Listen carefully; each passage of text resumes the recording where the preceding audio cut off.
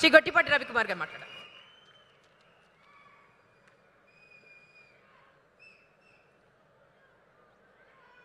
అందరూ కూడా ముందుగా పేరు పేరున ఉదయపూర్వక నమస్కారాలు.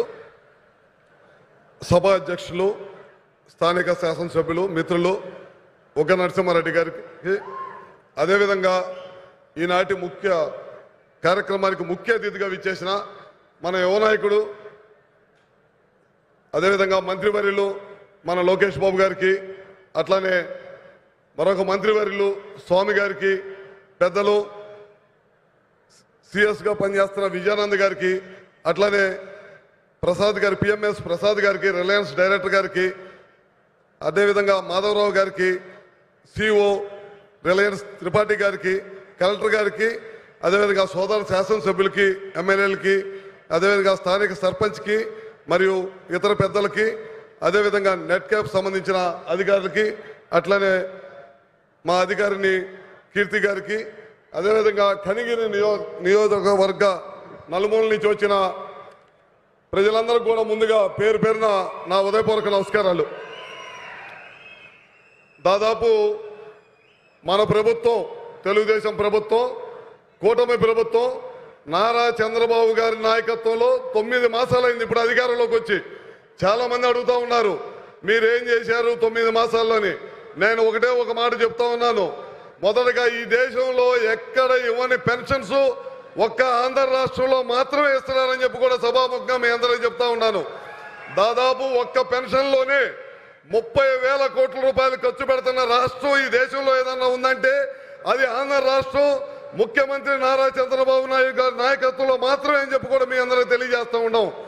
అదేవిధంగా ఇచ్చిన హామీల ప్రకారం ప్రతి ఇంటికి కూడా 3 గ్యాస్ సిలిండర్లు ఇస్తా ఉన్నాం. అదేవిధంగా మనం దాదాపు 200 పైచులకు అన్నా క్యాంటీన్లు మొత్తం కూడా ఓపెన్ చేయడం జరిగిందనమాట ఈ రాష్ట్రంలో. అదేవిధంగా ఈ ప్రభుత్వం అధికారంలోకి రాగలని ఇచ్చిన మాట ప్రకారం ఉచితంగా ఇసుక కూడా సప్లై చేసే కార్యక్రమం కూడా చేశామన్నమాట. ఇన్ని కార్యక్రమాలు ఈ ప్రభుత్వం ఒకదాని తర్వాత ఒకటి మొత్తం చేసుకుంటా వస్తూ ఉన్నాం. ఇందాక స్వామి గారు చెప్పారు, చాలా మంది ప్రతిపక్షం ఏది పడితే అది మాట్లాడుతున్నారు, అవగాహన లేకుండా అని చెప్పారు. ఖచ్చితంగా తల్లికి వందనం అనే కార్యక్రమం, అదేవిధంగా రైతులకు ఇచ్చే కార్యక్రమం కూడా రేపు రాబోయే సంవత్సరంలో ఖచ్చితంగా ఇవన్నీ కూడా ప్రజలకు అందిస్తామని చెప్పి కూడా సభాముఖంగా మీ అందరికీ తెలియజేస్తూ ఉన్నాను. ముఖ్యంగా ఇవాళ మనం ఇక్కడికి సమావేశం అవడానికి గల ముఖ్య కారణం ఏంటంటే ఇవాళ రిలయన్స్ సంబంధించిన బయోగ్యాస్ ఇవాళ ఇక్కడ రావడం జరిగిందనమాట. లోకేష్ గారు పాదయాత్ర చేసినప్పుడు చాలా మంది యువకులు వచ్చి ఉద్యోగ అవకాశాలు కావాలని చాలా మంది దారి పొడుగుతున్న అడిగారు. అందుకే లోకేష్ గారు ఒక బాధ్యత తీసుకున్నారు. ఈ రాష్ట్రంలో యువతీ యువకులు ఉద్యోగ అవకాశాల కోసం రాష్ట్రం దేశం బయటికి దాటకూడదంటే మన రాష్ట్రంలో కూడా ఖచ్చితంగా వ్యాపార సంస్థలన్నీ కూడా మన దగ్గర కూడా పెట్టాలనే ఉద్దేశంతో ఇవాళ దాదాపు 650 కోట్ల రూపాయలతోటి ఇక్కడ బయోగ్యాస్ ప్లాంట్ పెడుతున్నారంటే, కనిగిరి ప్రాంతంలో మారుమూల ప్రాంతంలో పెడుతున్నారంటే దాన్ని బట్టి అర్థం చేసుకోవాలని చెప్పి కూడా మీ అందరికీ చెప్తా ఉన్నారు. లోకేష్ బాబు గారు ఒకటే చెప్పారు, మొదటగా అధికారంలోకి చేపట్టిన వెమ్మటే 16,000 చిలుకు పైన ఉద్యోగాలు డిఎస్సి ద్వారా ప్రభుత్వ ఉద్యోగాలు కల్పిస్తున్న ప్రభుత్వం ఏదైనా ఉందంటే అది తెలుగుదేశం ప్రభుత్వం అని చెప్తా ఉన్నాం.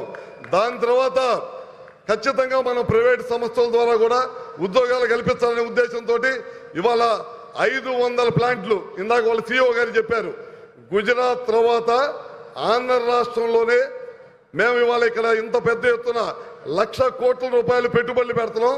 దీని ద్వారా గ్రామీణ ప్రాంతాల్లో ఉన్న యువతకు ఉద్యోగ కల్పనే కాకుండా మనం ఇవాళ చూస్తూ ఉంటాం ఈ ప్రాంతంలో భూమి మీ అందరికీ బాగా తెలుసు ఏ విధంగా ఉందో.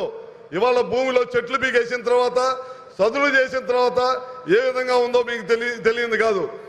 నిరుపయోగంగా ఉన్న భూమిని కూడా ఉపయోగంలోకి తీసుకురావడమే కాకుండా దీనికి రిలయన్స్ సంస్థ వాళ్ళు మనకి ఎకరాకి 15,000 రూపాయలు గవర్నమెంట్కి కడుతున్నారంటే దాన్ని బట్టి మీరు అర్థం చేసుకోవచ్చు. మన భూమిని సదురం చేయటం, మన భూమికి డబ్బులు కూడా ఇస్తున్నారు. ఇవన్నీ కూడా చేస్తూ ఉన్నాం అనమాట. ఇట్లా ఒకదాని తర్వాత ఒకటి. అదేవిధంగా ఇవాళ గతంలో రాష్ట్రం నుంచి సోలార్ విద్యుత్ ప్రాజెక్టులు నిర్మాణం చేసే వాళ్ళందరినీ కూడా గడిచిన ప్రభుత్వం జగన్మోహన్ రెడ్డి గారి ప్రభుత్వం తరిమి కొట్టేసింది. ఇవాళ మన ప్రభుత్వం అధికారంలోకి వచ్చిన తర్వాత రాయలసీమ ప్రాంతం, అదేవిధంగా ప్రకాశం జిల్లాలో కూడా అనువైన ప్రదేశాలు ఏమైనా ఉంటే తప్పకుండా ఇక్కడ కూడా రిలయన్స్ ఇక్కడ కూడా మన సోలార్ కానీ విండ్ కానీ పిఎస్పీలు కానీ రాబోయే రోజుల్లో కరెంటు ఛార్జీలు విపరీతంగా పెరగకూడదనే ఉద్దేశంతో ఈ కార్యక్రమం కూడా ఈ ప్రభుత్వం చేస్తూ ఉందని చెప్పి కూడా మీ అందరికీ తెలియజేసుకుంటూ, అదేవిధంగా మీ అందరికి కూడా ఒకటి చెప్పాలనుకుంటున్నాను. చాలామంది ప్రతిపక్షాలు మాట్లాడుతూ ఉన్నాయి. మన నాయకుడు ఎప్పుడు కూడా మన ఇప్పుడు తరానికే కాదు భావి తరాలను కూడా ఆలోచించి పనిచేస్తాడు. ఆ రోజుల్లో 95లో ముఖ్యమంత్రి అయిన తర్వాత ఆయన తీసుకున్న టెక్ వల్ల ఇవాళ ప్రతి గ్రామంలో కూడా 100 నుంచి 200 మంది ఉద్యోగాలు దేశ విదేశాల్లో పనిచేస్తున్నారంటే ఆ రోజు నారా చంద్రబాబు నాయుడు గారు ముందు చూపుతోటి ఆ రోజు హైటెక్ సిటీ కానీ ఇవన్నీ కూడా నిర్మిస్తున్నారు కాబట్టి. అదేవిధంగా మొన్న ఈ మధ్య ప్రతిపక్షాలు మాట్లాడుతూ ఉన్నాయి. P4 అంట 2047 అంట అని. మీకేం తెలుసా ఇళ్లలో కూర్చొని దద్దమ్మలాగా మటర్లు మానమంగాలు చేసే ఎదవులకి మీకేం తెలుసా అని చెప్పి కూడా అంటున్నా నేను. P4 అంటే రాబోయే రోజుల్లో ఆ రోజు అంబేద్కర్ గారు చెప్పారు, కులాల మధ్య అసమానతలు తొలగాలంటే అందరం కూడా కలిసి ఉండాలని చెప్పి. ఇవాళ P4 అంటే ఆర్థిక అసమానాలు తొలగాలి, అందరం కూడా సమానంగా ఈ దేశంలో బతకాలంటే P4 అనే కార్యక్రమం తీసుకొస్తున్నారని చెప్పారు. అందుకే ఇలాంటి ముఖ్యమంత్రి మనకి ఎప్పుడు కూడా ఉండాలి. నారా చంద్రబాబు నాయుడు గారు లాంటి ముఖ్యమంత్రి ఈ రాష్ట్రానికి ఉంటేనే అభివృద్ధి చెందిద్దని చెప్పి కూడా మీ అందరికీ తెలియజేస్తూ ఉన్నారు. ఒక్క అవకాశం అని చెప్పారు. ఒక్క అవకాశం ఇచ్చినందుకు 20 సంవత్సరాలు ఈ రాష్ట్రం వెనక్కిపోయిందని చెప్పి కూడా మీరు అందరూ కూడా గమనించాల్సిన అవసరం ఉందని చెప్పి కూడా చెబుతూ, 9 నెలల్లోనే ఈ ప్రభుత్వం ఇంత అభివృద్ధి చేసిందంటే ఈ 5 సంవత్సరాల్లో మాటలతో చెప్పాల్సిన అవసరం లేదు. మీరే చూస్తారు. ఇవాళ ఇలాంటి ప్రదేశాల్లో అడవి లాంటి ఉండే ప్రదేశాల్లో ఇవాళ 650 కోట్లతోటి పెట్టుబడి పెట్టి వ్యవసాయ రంగానికి సంబంధించి రైతులను కూడా కాపాడాలి అనే ఉద్దేశంతో ఇవాళ ఈ కార్యక్రమం చేశామంటే దాన్ని బట్టి రాబోయే 5 సంవత్సరాల్లో ఏ విధంగా ఉండిద్దో మీ అందరూ కూడా అర్థం చేసుకోవాల్సిన అవసరం ఉందని చెప్పి కూడా తెలియజేసుకుంటూ, మీ అందరూ మద్దతు ఖచ్చితంగా ఈ తెలుగుదేశం ప్రభుత్వానికి కూటమి ప్రభుత్వానికి మీ అందరూ ఆ మద్దతు కావాలని చెప్పి కూడా మరొకసారి తెలియజేసుకుంటూ, ఈ అవకాశం ఇచ్చిన అందరికి కూడా మరొకసారి పేరు నమస్కారం తెలియజేసుకుంటూ, ముఖ్యంగా లోకేష్ గారు కనిగిరి ప్రాంతం వెనకబడిన ప్రాంతం ఈ జిల్లాలో పాదయాత్ర చేసినప్పుడు మన ప్రకాశం జిల్లాకి ఏదో ఒకటి తీసుకురావాలనే ఉద్దేశంతో ఆయన చెప్పాడు. ఇవాళ ఈ ప్లాన్ తీసుకొచ్చారు. పక్కన ఉన్న కందుకూరులో దాదాపు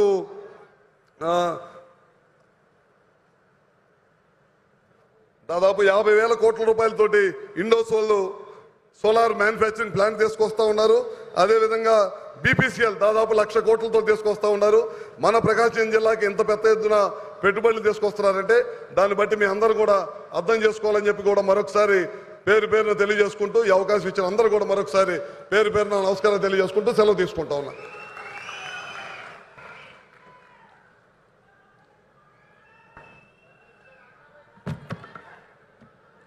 ఎనర్జీ మినిస్టర్ కదా, మొత్తం మన గుండెల్లో ఎనర్జీ నింపారు. ఒకసారి గట్టిగా చెప్పట్లండి రవికుమార్ గారికి.